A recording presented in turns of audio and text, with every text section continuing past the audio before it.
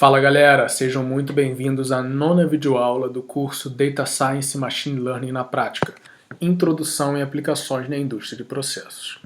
Nas aulas passadas, a gente vem aprendendo como utilizar modelos de redes neurais para resolver problemas de classificação, predição de valores de variáveis categóricas. E só fazendo uma revisão, a gente aprendeu que as redes neurais são formadas de neurônios, que são unidades de processamento de informação. Cada neurônio ele vai receber um conjunto de sinais de entrada e vai fornecer um sinal de saída. E na rede, esses neurônios se conectam e as forças entre as conexões são ajustadas de modo a resultar no aprendizado ótimo, que é um procedimento análogo ao que acontece no nosso cérebro durante o processo de aprendizado. E, em particular, a gente aprendeu que os neurônios eles se organizam em camadas ao longo da rede. E aí o sinal ele é propagado de camada para camada, desde a entrada até a saída da rede. Daí, se eu apertar o play aqui, o que a rede vai fazer é gerar essa fronteira de separação entre as classes laranja e azul, resolvendo de fato o nosso problema de classificação. E na aula passada a gente começou a abordar o problema do aprendizado profundo, que nada mais é do que utilizar redes com múltiplas camadas. E a gente viu que quanto mais camadas aqui, mais difícil fica o treinamento, porque mais difícil é a propagação do sinal ao longo da rede. E nós aprendemos algumas estratégias que vêm sendo propostas principalmente a partir de 2010 para resolver esse problema e facilitar o treinamento de uma rede com múltiplas camadas. A gente viu aqui que no caso a rede convergiu, mas demorou um pouquinho. E as estratégias que a gente viu na aula passada, elas aceleram e mesmo possibilitam esse aprendizado, beleza? E o assunto da aula de hoje são as redes convolucionais. Então vamos começar a estudá-las de fato. Redes convolucionais são redes esparsamente conectadas, em que cada neurônio não se conecta a todos os neurônios da camada anterior. É o contrário das redes densamente conectadas, como a MLP, que estudamos até agora, e acabamos de ver lá no playground. As redes densamente conectadas só podem aprender padrões globais, ou seja, padrões que envolvem todos os pontos presentes em dada amostra ou observação. Já as redes convolucionais, como veremos, são capazes de aprender padrões locais e reconhecer esses padrões em qualquer posição de alguma outra amostra. No caso de imagens, esses padrões locais podem corresponder a bordas, curvas, etc. Essa característica das redes convolucionais, elas aumentam muito a capacidade de generalização do modelo.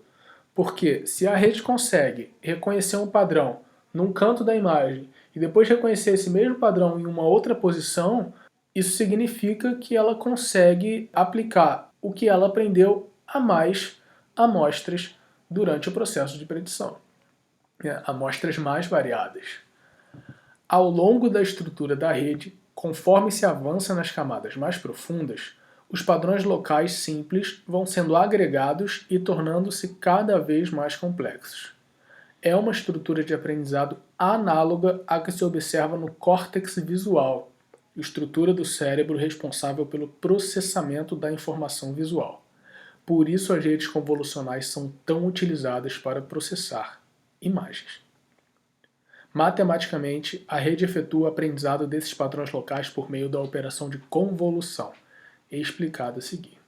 Então, galera, o que a gente vai ver aqui é uma rede que não conecta todos os neurônios em camadas consecutivas e, com isso, utilizando a operação de convolução, ela consegue efetuar um aprendizado mais fácil de ser generalizável, porque os padrões de uma dada observação, eles podem ser generalizados em posições diferentes em uma observação de teste ou de validação.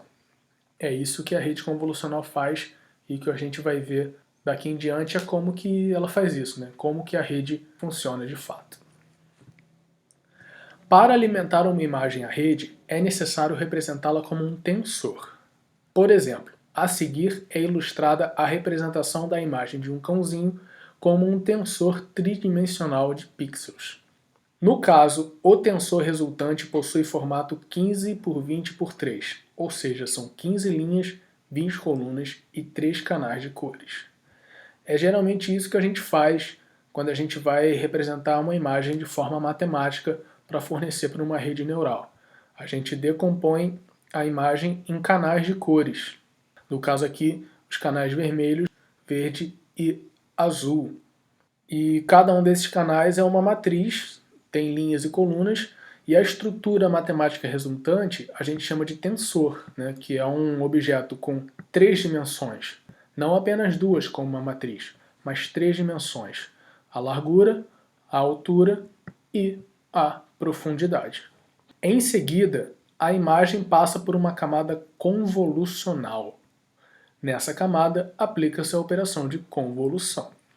Na operação de convolução, um filtro, também chamado de kernel, está desenhado aqui em bege, em geral de dimensão 3 por 3, que é a mais comum, 5 por 5 ou 7 por 7, percorre os pixels de uma imagem calculando o produto escalar a cada passo e armazenando os resultados em uma matriz chamada de mapa de características. Olha como é que funciona a operação de convolução. Você tem um kernel. Esse kernel ele vai percorrendo a imagem de entrada e calculando o produto escalar a cada passo. E o produto escalar simplesmente é o produto dos elementos do filtro pelos elementos da imagem e a soma desses vários produtos. E aí o resultado desse produto escalar ele é armazenado no mapa de características, que vai ser a saída da operação. Daí o filtro percorrendo a imagem em várias posições gera todos os elementos aqui desse mapa de características. O mapa de características recebe esse nome porque é a estrutura responsável por reconhecer os vários padrões características relativos à imagem. A natureza do padrão reconhecido depende da estrutura do filtro. Então é esse filtro aqui, é essa estrutura matemática que vai reconhecer um padrão na imagem. E a depender de quais sejam os números que componham esse filtro, vários podem ser os padrões reconhecidos por esse filtro. Quando a imagem possui vários canais, o mapa de características resultante do filtro é a soma dos mapas de características correspondentes a cada canal. Na nossa ilustração, a gente usou apenas um canal, apenas uma matriz. Mas a imagem pode ter 3 canais, por exemplo. E aí, o que a gente faz, nesse caso, é efetuar a operação de convolução em cada canal e somar os resultados para dar aqui o mapa de características resultante.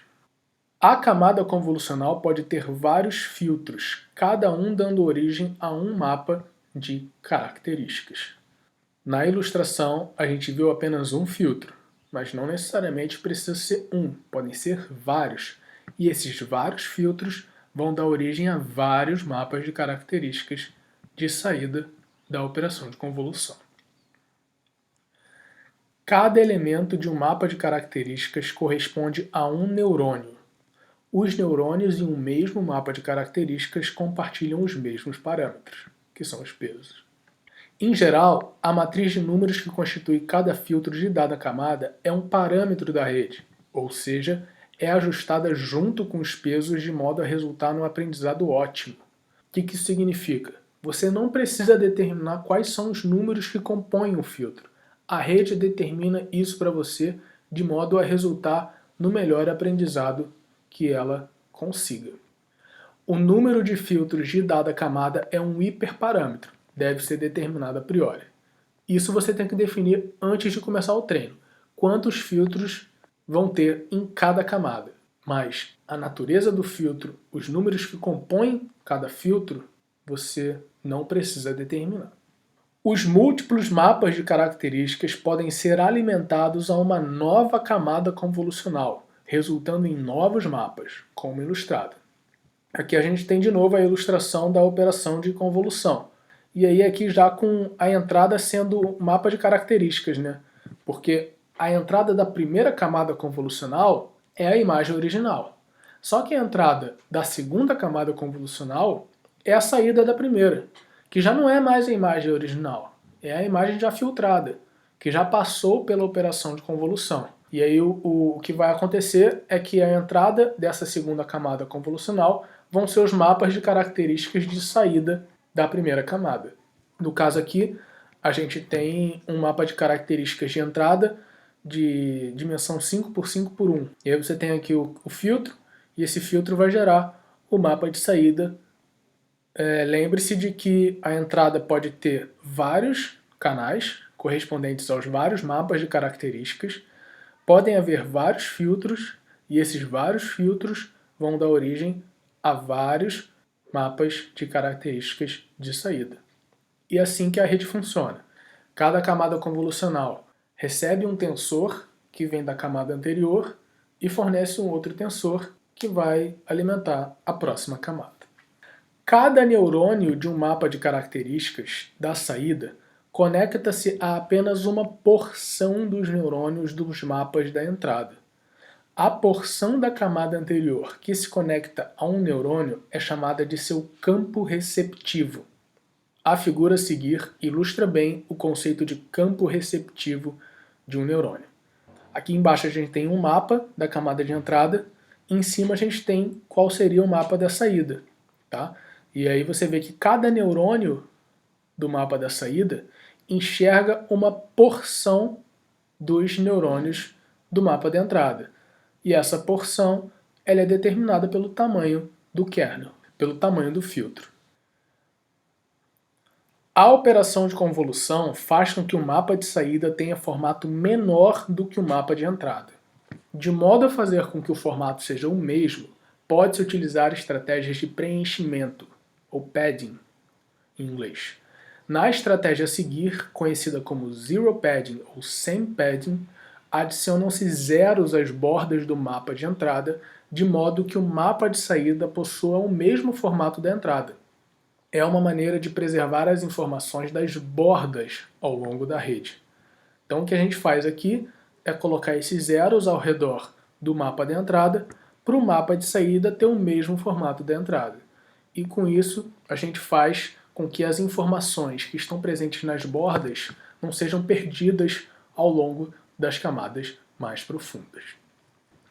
Caso deseje-se gerar mapas de saída menores do que os de entrada, podem ser utilizados passos largos, chamados de strides. Na figura a seguir, o mapa é calculado com o stride 2, ou seja, você pula aqui de 2 em 2 na hora de percorrer o mapa da entrada. E por que a gente faz isso? Essa é uma estratégia interessante para diminuir a quantidade de parâmetros da rede. Outra estratégia para gerar mapas de saída menores do que os de entrada é a dilatação, proposta por Yu e Colton em 2015 e ilustrada na figura a seguir. A vantagem da dilatação em relação à estratégia de passos largos é a abrangência maior do campo receptivo de cada neurônio. Essa estratégia aqui também funciona para reduzir a dimensionalidade da imagem e diminuir a quantidade de parâmetros da rede. Só que cada neurônio ele tem uma abrangência maior em comparação com a estratégia de passos largos. Essa é uma vantagem que foi proposta aqui em 2015 por esses autores. Além da camada convolucional, é comum adicionar às redes camadas de pooling. Assim como as camadas convolucionais, os neurônios das camadas de pooling também possuem campos receptivos, mas não há pesos, e a operação efetuada não é a convolução, e sim alguma operação de agregação, como a média ou a escolha do valor máximo, sendo essa última a mais usada. Em geral, os campos receptivos de pooling têm tamanho 2x2 e stride 2, como mostrado acima. Então, como é que funciona a operação de pooling? Você tem também o mapa de saída e o mapa de entrada. E cada neurônio do mapa de saída enxerga uma região do mapa de entrada. No caso aqui, essa associação está expressa na forma de cores. O primeiro neurônio enxerga essa região verde, 2x2. o segundo neurônio enxerga essa região vermelha e assim por diante. E no caso, essa operação ela é a operação de máximo. Em cada campo receptivo, o neurônio vai pegar o máximo. Portanto, o primeiro neurônio pegou 100, nesse quadrado 2×2 aqui. No outro quadrado 2×2 o máximo é 184, então o valor que o pool selecionou foi 184. E assim por diante. No caso aqui, a gente tem o pool de média. Em vez de você tirar o máximo em cada campo receptivo, você tira a média dos valores. As camadas de pooling diminuem a quantidade de parâmetros da rede, atenuando o sobreajuste e o custo computacional.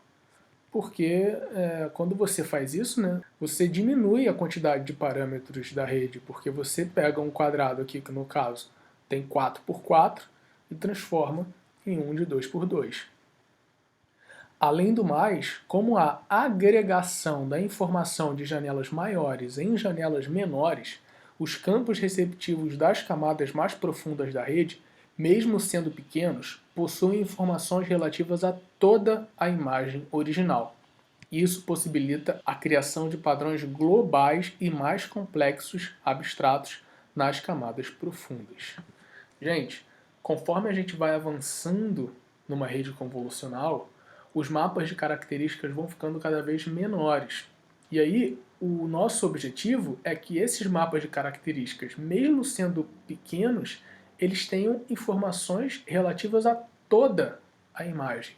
Porque nas camadas mais profundas, o nosso objetivo é capturar padrões globais, padrões correspondentes a toda a imagem, padrões abstratos, complexos. Portanto, a operação de pooling é importante para isso, porque o que ela faz? Ela pega uma imagem de dimensão grande e agrega informação numa imagem de dimensão menor. Conforme a gente vai avançando na rede, o que o pool faz é possibilitar com que informação global seja cada vez mais comprimida, por isso que o pool é tão importante. A figura a seguir ilustra a arquitetura típica de uma rede convolucional. A gente tem a parte de extração de features, de extração de características, que identifica os diversos padrões presentes na imagem, e a gente tem a parte de classificação, né? Na parte de extração de características, nós temos, em geral, pares consecutivos de convolução e pooling. A convolução identifica os padrões, né? E o pooling faz essa redução para os padrões serem comprimidos em mapas cada vez menores. E depois de efetuada essa parte, a gente faz uma classificação com uma rede totalmente conectada, igual a MLP que a gente viu. Então, geralmente é essa a arquitetura de uma rede convolucional típica. E agora a gente vai implementar uma rede dessas no Keras para resolver o problema do MNIST. Como no exemplo anterior, utilizaremos a classe Sequential, mas, ao invés de usar a função add, dessa vez forneceremos as camadas como uma lista à inicialização do modelo. O exemplo anterior foi o exemplo da aula passada, em que a gente fez uma rede MLP, e lá a gente inicializou a classe Sequential com uma rede vazia e foi adicionando as camadas depois da inicialização. Aqui no caso eu forneço as camadas como uma lista já no momento da inicialização. E a primeira camada é uma camada convolucional, e para especificar essa camada a gente precisa fornecer o número de filtros, o tamanho do campo receptivo, o tamanho do kernel, no caso aqui vai ser 3×3, a ativação, função de ativação que vai ser a relu, e o formato da entrada, que no caso aqui é 28×28×1, 28 linhas e 28 colunas nos pixels, e um canal de cores, porque os dados MNIST eles estão na escala de cinza, então não tem canais de cores correspondentes a vermelho, verde e azul. Depois dessa camada, a gente coloca uma camada de pooling, e para isso a gente precisa especificar o tamanho do pool, no caso é 2×2, e o stride, que vai ser 2, que é igual ao exemplo que a gente viu agora há pouco. E depois eu coloco um novo par de convolucional e pooling.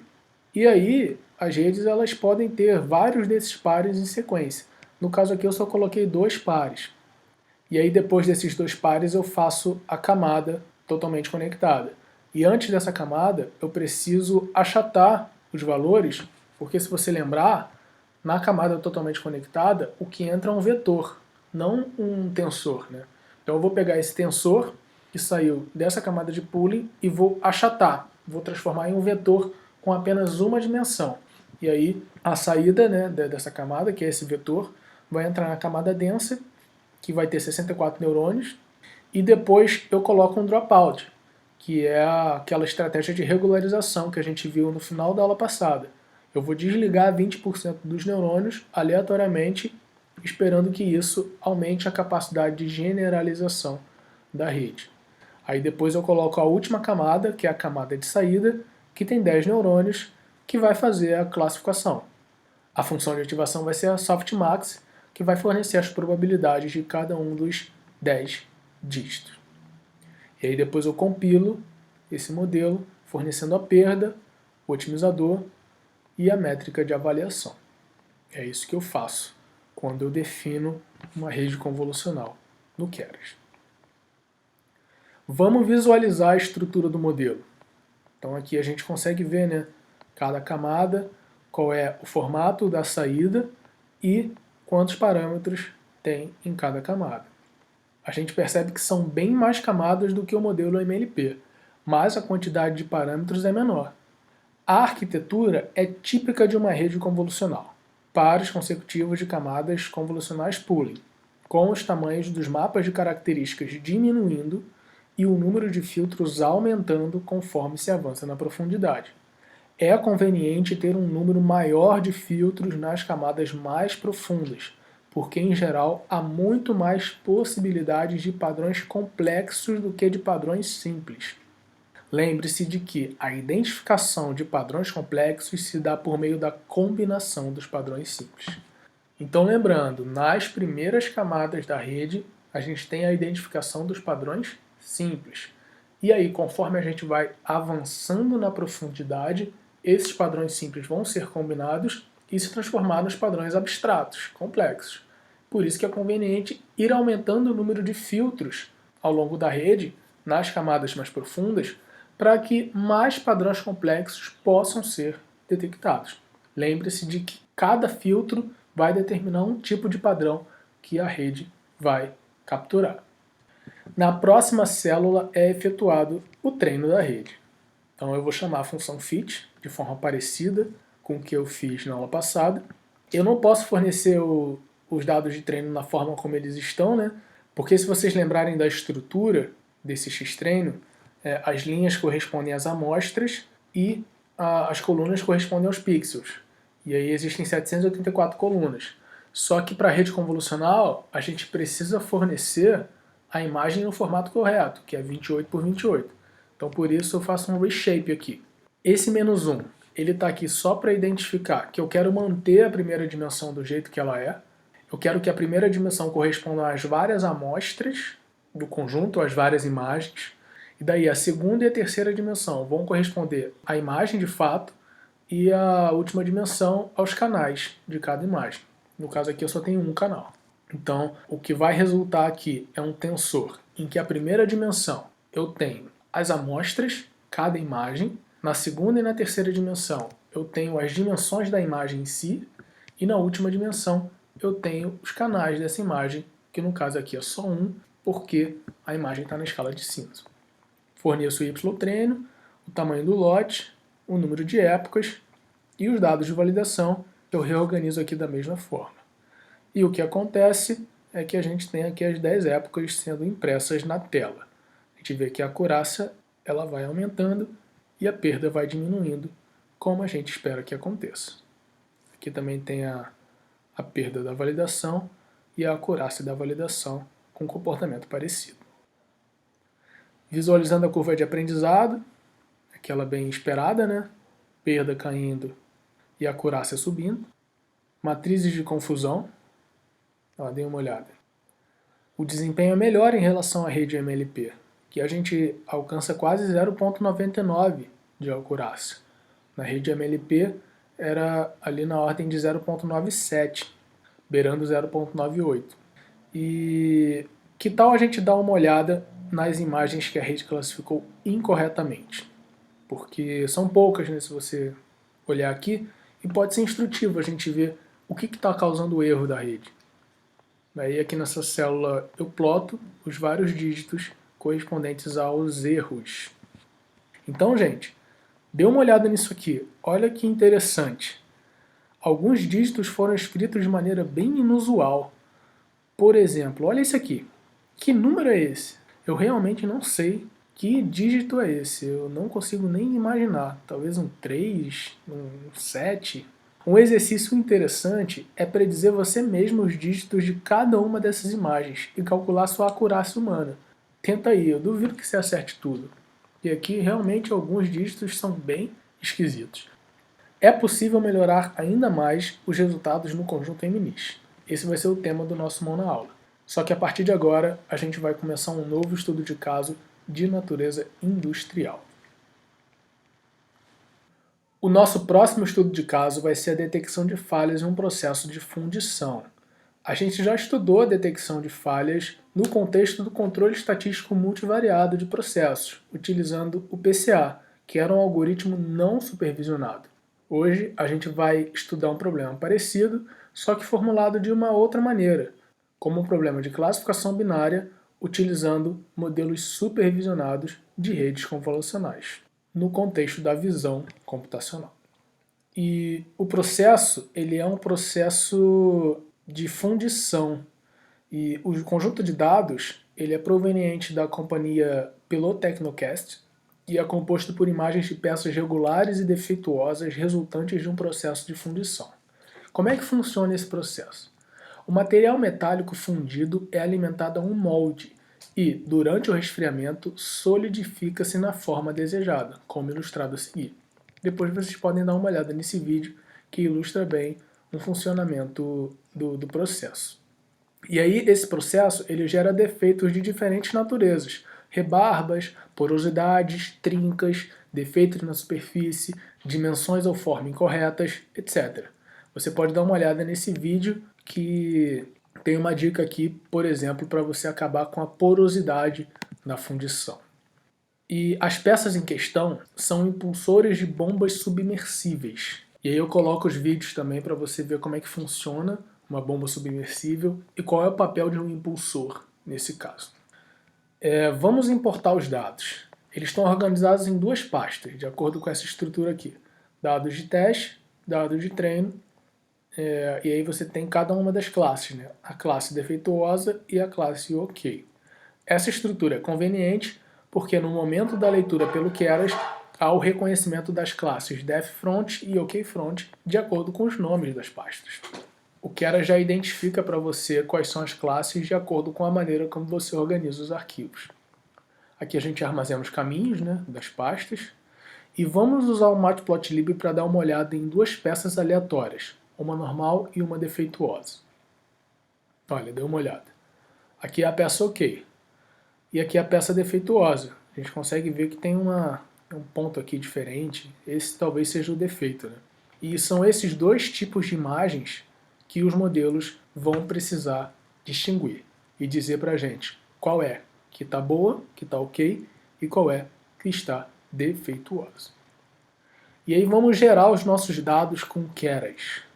Aqui utilizaremos a classe ImageDataGenerator, disponível no módulo keras.preprocessing.image, para gerar os tensores de entrada do modelo a partir dos arquivos disponíveis nas pastas. Lembre-se, o que entra numa rede convolucional são tensores, em que nas duas primeiras dimensões a gente tem a imagem e na última dimensão a gente tem os canais de cores. E o que essa classe faz é ler os arquivos que estão presentes na pasta que você fornecer e gerar esses tensores para alimentar os modelos. Essa geração acontece em tempo real durante o treinamento. A cada iteração, um minilote de tensores é fornecido ao modelo para que um passo da minimização seja efetuado. Lembre-se, a gente viu que a rede neural aprende os padrões por meio da minimização da função perda. E essa minimização é feita em etapas, em iterações. E aí, a cada iteração, a rede usa um certo subconjunto dos dados chamado de minilote. O que essa classe vai fazer é fornecer esses minilotes em tempo real, durante o treinamento da rede. E na função abaixo, definimos um objeto de nome DataGen a partir da classe ImageDataGenerator. Então aqui eu tenho a definição da classe, aqui é o nome da classe, e aí eu inicializo um objeto a partir dessa classe que eu chamo de DataGen, especificando que os pixels serão normalizados para a faixa 0,1 por meio da divisão por 255, isso é especificado nesse argumento rescale, e 10% dos dados serão reservados para validação. Isso está especificado aqui no Validation Split. Após isso, utilizamos o método FlowFromDirectory para criar efetivamente os objetos que gerarão os minilotes de treino e de validação, que é o que a gente faz aqui. Gera esse train generator a partir do datagen.flowFromDirectory. O nome aqui ele é bem intuitivo, né? Ele vai pegando as imagens do diretório. É um fluxo de imagens que vai vir do diretório, da pasta que você especifica. E aí o que você precisa fornecer? O diretório, onde estão as imagens, o tamanho do lote, que vai ser gerado a cada iteração, o tamanho da imagem, que no caso vai ser 300 por 300, esse é o tamanho da imagem que vai ser gerada, que é o mesmo tamanho da imagem original. Eu poderia especificar aqui um tamanho diferente, e aí no caso aconteceria algum tipo de interpolação para poder adequar o tamanho da imagem desejada ao tamanho da imagem original. Aqui o modo de cor, que no caso é Grayscale, escala de cinza. O modo da classificação, que no caso é binário, porque só tem duas classes. As classes em si, eu vou atribuir OKFront como sendo 0, a classe 0, e DefFront como sendo 1. Shuffle, para especificar se eu quero embaralhar os dados, eu quero. A semente dessa aleatoriedade, desse embaralhamento. E de que conjunto eu estou falando, se é treino ou se é validação. No caso aqui, esse é o gerador de treino. No gerador da validação, eu faço a mesma coisa, só que eu especifico aqui que o subconjunto é a validação. E essa função que eu estou criando, que é chamada de MakeGenerators, ela vai retornar o gerador de treino e o gerador da validação. Eu faço essa função porque eu vou criar vários geradores lá embaixo, como a gente vai ver. E aí, por isso eu quero ter uma forma fácil de criar os geradores, por isso eu faço essa função, MakeGenerators. Nesse momento, é conveniente dar uma olhada em um exemplo de minilote. Vamos utilizar aqui essa função, que eu adaptei desse notebook, para poder plotar um exemplo de minilote. E olha que legal. Esse é um minilote de treino, um exemplo, né? Que a gente tem 32 imagens e o que vai acontecer no treinamento da rede é que a rede vai descer na função perda a cada passo usando um conjunto desses de 32 imagens. E aí você tem uma mistura aqui de imagens ok e de imagens defeituosas. Aí a gente precisa também definir o gerador de imagens de teste, porque a gente já fez do treino, da validação, falta do teste. E aqui a gente vai fazer de maneira um pouco diferente, porque no teste eu vou efetuar a predição com todos os dados de uma vez só. Eu não preciso separar em mini lotes. Portanto, o que eu faço aqui é especificar o tamanho do lote, né, o batch size, como sendo o tamanho do conjunto de testes, que eu leio aqui nesse comando. E são 715 imagens ao total no conjunto de teste. E sempre é uma boa prática a gente verificar as proporções das classes nos diferentes conjuntos. Aqui treino, validação e teste. E o que fica evidente aí é que a gente tem mais imagens de peças defeituosas do que imagens de peças normais. E esse é um desbalanço que pode ser meio prejudicial, né? Por dois motivos. No ponto de vista do algoritmo, é bom que essas classes estejam balanceadas, que seja 50% e 50% em cada um desses três conjuntos. Do ponto de vista da operação, do ambiente real, né, em que a gente vai utilizar esse modelo, a gente espera que os dados normais sejam muito mais numerosos do que os dados em falha. Porque você não espera que o teu processo produza muito mais peças defeituosas do que peças normais. Então, esse é um conjunto de teste que não reflete muito bem a produção. Mas, como essas proporções, apesar de serem desbalanceadas entre as classes, elas estão parecidas entre os três conjuntos, né, de treino, validação e teste. Então eu não vou mexer aqui, mas fica a dica de que isso poderia ser feito. A gente poderia mexer nesses conjuntos de modo a tentar manipular essas proporções. Então beleza, já temos os objetos responsáveis por gerar os nossos dados de treino, validação e teste. Agora a gente pode proceder para a etapa de modelagem. A estratégia aqui será criar múltiplas redes e juntar os vários resultados em uma única predição. É uma abordagem semelhante à que utilizamos na aula 1 com modelos de florestas aleatórias. De maneira geral, o procedimento de criar um modelo composto por múltiplos submodelos é conhecido como ensembling. Lembra lá da aula de florestas? A gente tinha vários pequenos modelos que eram as árvores e a gente agregava os resultados das várias árvores para formar a floresta. Aqui a gente vai fazer parecido. A gente vai criar várias redes convolucionais e vai agregar os resultados dessas várias redes para gerar o resultado final. A diferença lá é que a classe Random Forest Regressor já fazia isso para a gente. A gente não precisava definir as várias árvores individuais. Aqui a gente vai precisar criar um loop para treinar os vários modelos e agregar esses vários resultados em um único resultado que a gente espera que seja melhor do que usar o resultado de cada rede individual. A motivação para usar Ensembling é a mesma da aula de florestas, a redução do erro de generalização. Lembre-se de que quanto maior for a independência entre os modelos, maior será a redução do erro. Lá na aula de florestas, o tempo todo a gente ficava falando disso. Era uma obsessão, fazer as árvores ficarem diferentes, ficarem independentes, porque aí a capacidade de generalização da floresta era melhor. No nosso caso, as diferenças entre as redes surgem das aleatoriedades da 1. Separação entre treino e validação. Para cada rede eu vou fazer uma separação diferente. E 2. Inicialização dos pesos. Cada rede começa de uma maneira diferente. Então, os caminhos que elas vão seguir na otimização vão ser diferentes, porque os pontos iniciais são diferentes. A função a seguir retorna uma rede convolucional compilada. A função, o que ela faz? Ela gera essa rede convolucional aqui, né, bem mais profunda do que a que a gente usou no último caso. E o nosso objetivo aqui é usar essa função várias vezes para poder gerar as várias redes do nosso ensemble.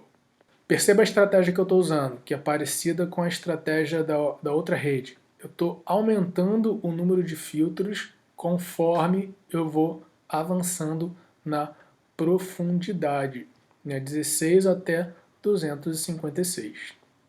E a última camada, a ativação não é mais a Softmax, é a Sigmoid.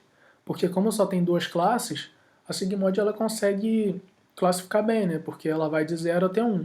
E é justamente isso que a gente quer. E apenas uma unidade, apenas um neurônio. Vamos visualizar a estrutura da rede. Que a gente tenha, de novo, os formatos de saída e os parâmetros de cada camada. Então, o total de parâmetros é 655.233, é uma boa quantidade de parâmetros, né? Só que lembre que uma certa parcela desses neurônios vai ser desligada por causa do dropout. Como de costume, os tamanhos dos mapas de características diminuem e o número de filtros aumenta conforme se avança na profundidade. Perceba que o primeiro campo receptivo é maior que os demais, 7 por 7, o que pode ser conveniente para reduzir o tamanho da imagem sem perder muita informação. E como só há em geral no máximo 3 canais na terceira dimensão da entrada, a operação não é muito custosa. Então a gente tira a vantagem da profundidade do tensor de entrada não ser muito grande para poder utilizar um campo receptivo maior e reduzir a dimensionalidade da imagem sem perder muita informação. Abaixo definimos um callback para parada antecipada. Callbacks são objetos que efetuam ações durante o treinamento. No caso abaixo, o callback Early Stop definido a partir da classe earlyStopping, irá monitorar a perda da validação a cada época e, caso a diminuição nas últimas 5 épocas não seja maior que 10 a menos 6, o treinamento será finalizado. Esse é um critério de convergência.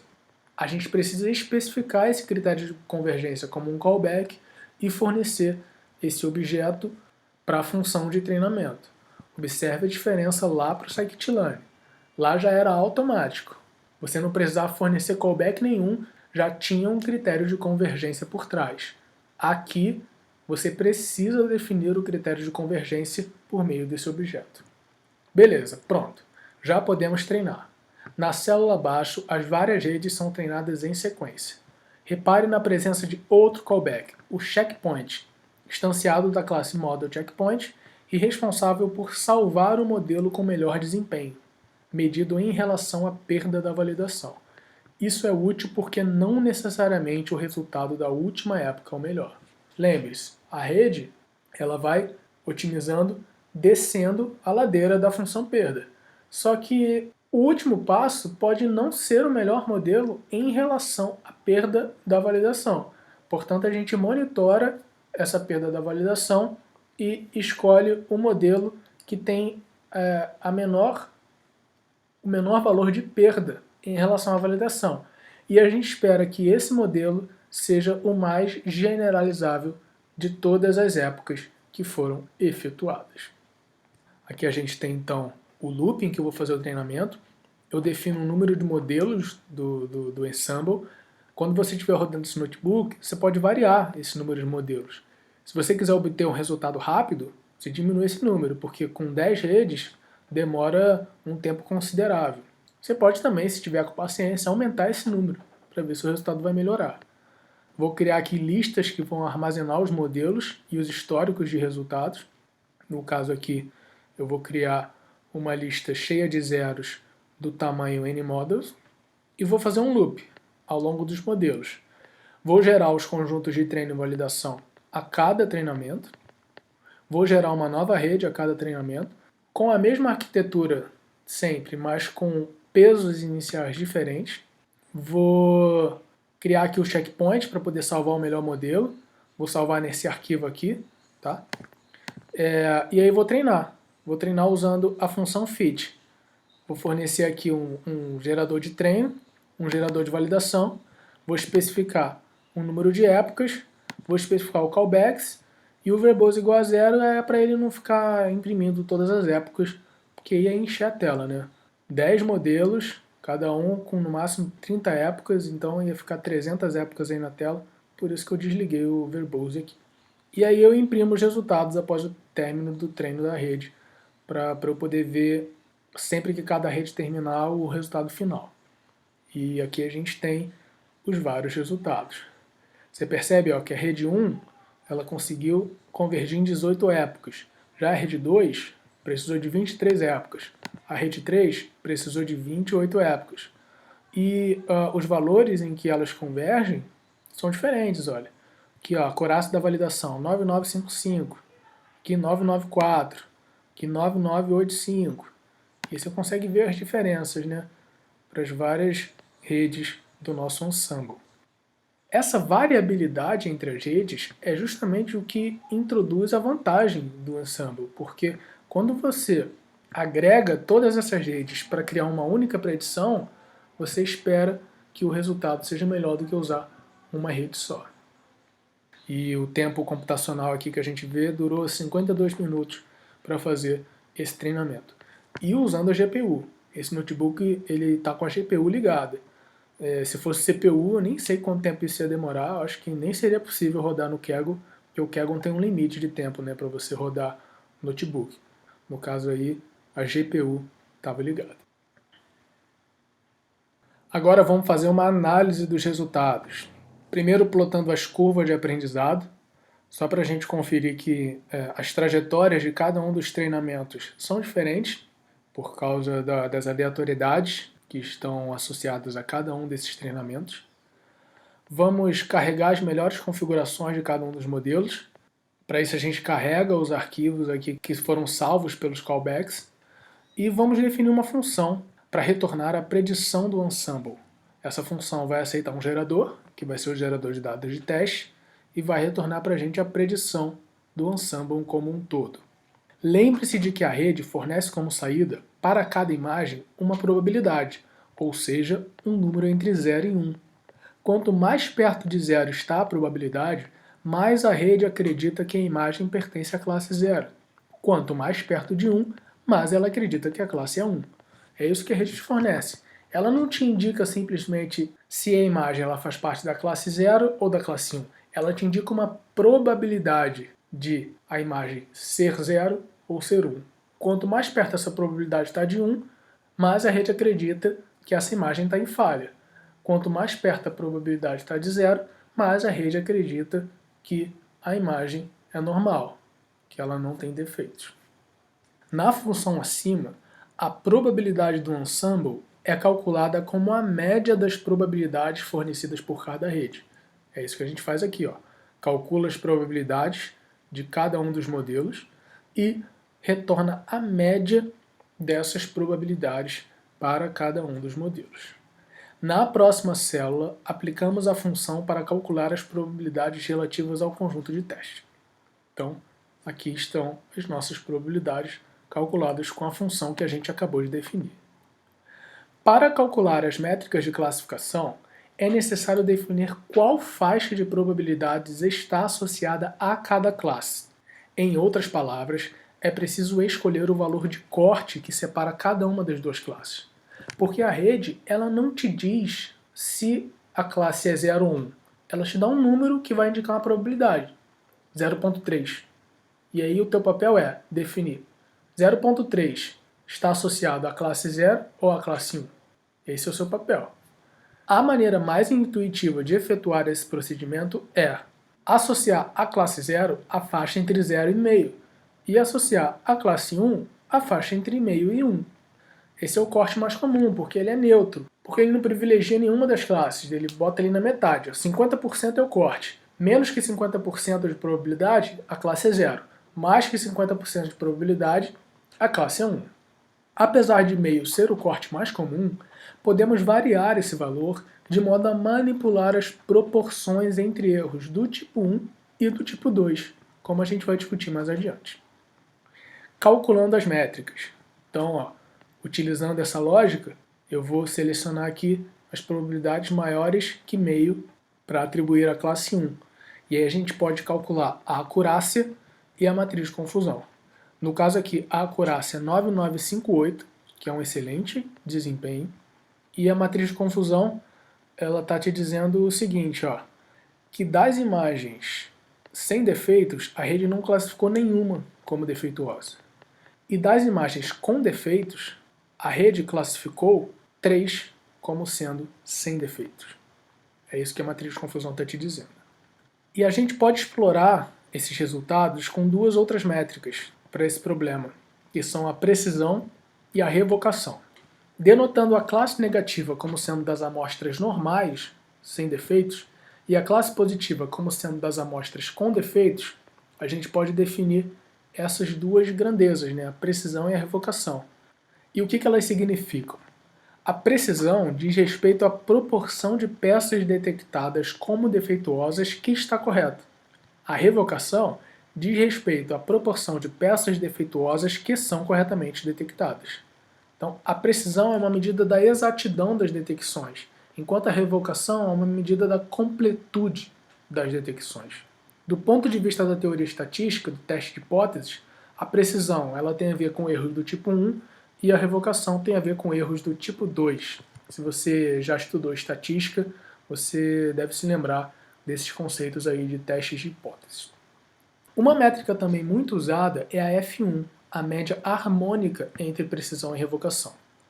Na próxima célula, calculamos a precisão, a revocação e o F1 do nosso modelo. Dê uma olhada aqui, ó. A precisão é 1. Por quê? A gente viu lá na matriz de confusão. Nenhuma imagem normal foi classificada como defeituosa. Por isso que a precisão é 1. Já a revocação não é 1, é 0,9934. E o F1 é a média harmônica desses dois valores. E um fato muito importante de você entender é que existe um balanço entre precisão e revocação. Quando aumentamos uma, a outra tende a diminuir. A gente consegue verificar esse balanço plotando as curvas de precisão e revocação em função da probabilidade de corte da saída do modelo. A gente lá em cima escolheu o meio, como sendo a probabilidade de corte, que separa as duas classes. Mas a gente pode variar essa probabilidade e ver o que acontece com a precisão e com a revocação. E é isso que a gente faz nessa célula aqui. Olha que interessante. A revocação, ela cai enquanto a precisão sobe. A probabilidade de corte, portanto, pode ser um parâmetro definido de acordo com o interesse da companhia.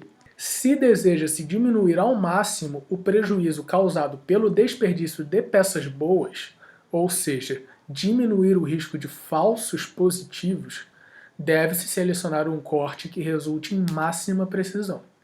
Se deseja-se evitar ao máximo o envio de peças defeituosas ao cliente, ou seja, diminuir o risco de falsos negativos, deve-se selecionar um corte que resulte em máxima revocação. Se deseja-se um bom compromisso entre os dois cenários descritos, pode selecionar um corte que resulte em máximo F1. No caso de ajuste desse parâmetro, é bom que a escolha seja feita com base nos dados de validação e não de teste, de modo que possamos usar os dados de teste para a verificação da adequação da escolha. No caso aqui, existe um máximo, uma região em que você não teria nenhum tipo de erro a princípio, pelo que parece aqui. Parece que essa região aqui entre 0.3 e 0.4, ela tem máxima precisão e máxima revocação. O ideal seria escolher essa probabilidade de corte, mas a gente não tem garantia de que essa escolha vai ser generalizável, porque esse gráfico aí é feito com os dados de teste. O ideal, se você quiser escolher uma probabilidade de corte, é fazer esse gráfico com dados de validação e ver se esse padrão se repete no teste. Por isso que aqui nesse notebook eu nem vou fazer essa escolha, tá? Porque esses dados aqui são de teste. Se eu quisesse fazer essa escolha, eu poderia fazer com os dados de validação. Inclusive pode ser um exercício para você fazer, se você quiser. Acabamos de entender a importância da probabilidade de saída da rede para o processo de classificação.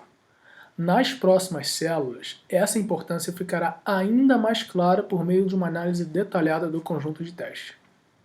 Na figura a seguir, visualizamos todas as 715 amostras do conjunto de teste, junto com, respectivamente, a classe verdadeira e a probabilidade predita pelo modelo. No caso de predições equivocadas, os títulos estão em vermelho. Então, galera, essa célula é interessante porque olha o que ela gera. Todos os dados de teste. E o que a gente percebe, que essa primeira faixa, que são os dados normais, com classe 0, quase todos esses dados têm probabilidades próximas de zero. E agora vão começar os dados em falha, com defeitos. E praticamente em todos, o meu modelo, o meu ensemble, ele vai fornecer probabilidades próximas de 1. Então o modelo ele tem certeza, na grande maioria das amostras, de que ela tem defeito. E aí aqui a gente tem as nossas 3 amostras classificadas de forma incorreta. E aí o comentário que eu acabei de fazer, a quase a totalidade das predições estão próximas de 0 em 1, o que indica grande certeza do modelo quanto às classes da maioria das imagens. Vamos dar uma olhada apenas nas imagens incorretas. Essas são as imagens classificadas de forma incorreta. Que chega até a ser esquisito, porque, por exemplo, essa do meio, obviamente, ela está com defeito, Você consegue ver aqui pelas bordas que você tem defeitos bem evidentes, mas o modelo não conseguiu capturar. E uma coisa muito interessante é que as amostras com classificações incorretas apresentam majoritariamente predições próximas de meio. 44%, 45% e 41%. Ou seja, a rede, apesar de estar dizendo que essas amostras pertencem à classe 0, porque a gente estabeleceu o corte como sendo meio, ela não tem certeza disso.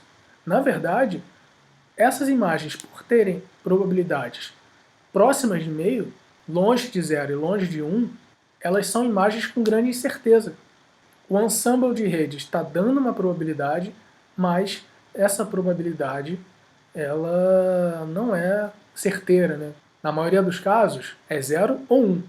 Em alguns casos é 0,4, né? E aí nesses casos 0,4, 0,3 significa que não há grande certeza quanto à classe verdadeira. Esse fato pode ser usado para montar uma estratégia de revisão dos resultados do modelo.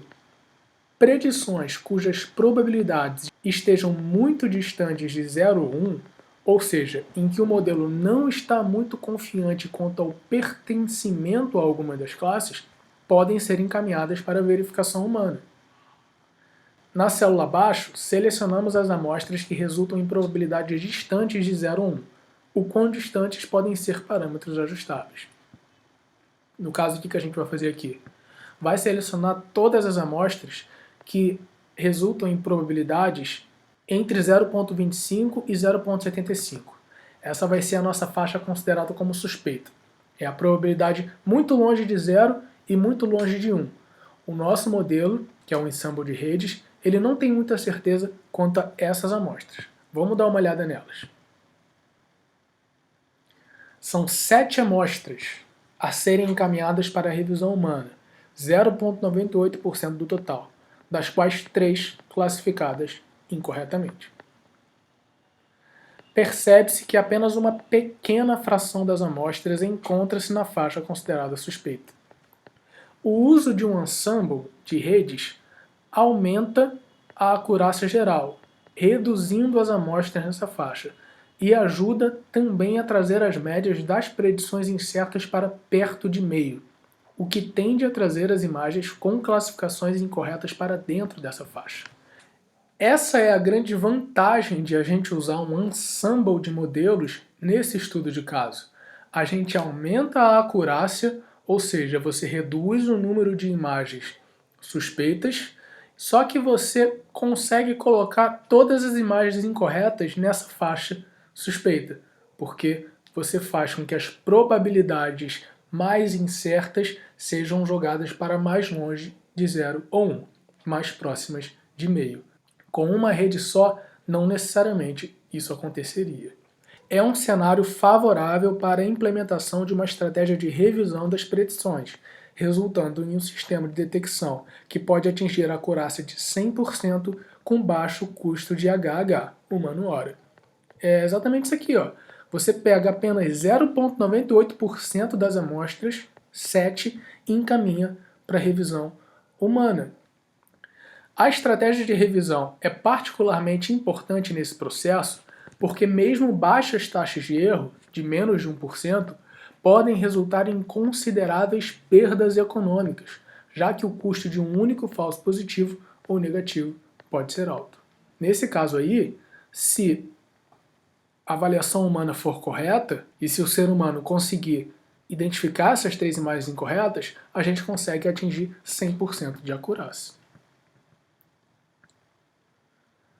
Se você executar esse notebook, provavelmente vai obter resultados diferentes dos apresentados aqui, principalmente quanto ao número de classificações incorretas no conjunto de testes, que varia de 1 a 4 em geral. Nesse caso que eu estou mostrando aí a vocês, foi de 3. Mas particularmente, verifiquei 2 pontos consistentes ao longo de todas as execuções que efetuei. A precisão sendo mais alta que a revocação, na maioria da faixa das probabilidades de corte, e as probabilidades das amostras classificadas incorretamente encontrando-se perto de meio, que é a grande vantagem que possibilita a gente colocar o nosso sistema de revisão para atingir a acurácia de 100% com baixo custo de HH. Talvez outra estratégia ou arquitetura leve a resultados mais estáveis. Você pode tentar. Para concluir, é importante fazer uma ressalva quanto à natureza dos dados de teste. Nesse conjunto, eles não refletem um ambiente de produção, em que espera-se a proporção de peças defeituosas seja bem menor que as normais. Se um processo está operando bem, a gente espera que as peças normais sejam muito mais numerosas do que as defeituosas.